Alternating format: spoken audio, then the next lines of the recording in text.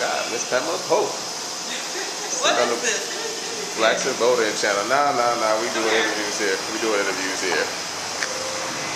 Just a flip. This is the man behind creation.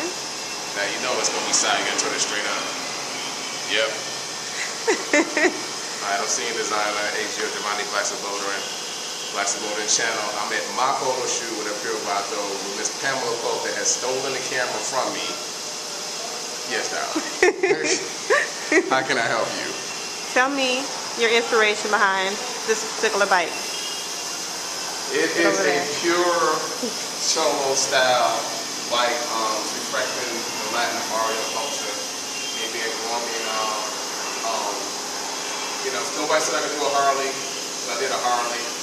So now what? What else you gonna say? I got the beautiful women with the bike now. I got the beautiful bike. What more can we possibly do in this industry? It's out here trying to enjoy ourselves and do it big. You cute on camera. When models invade and take over cameras, very informal interview. But this was initially for you. Now it's for us. Alright. Well, Ms. Pope with me. I know, gorgeous as always. So, Giovanni Blacksmith Motoring Channel. What can I say?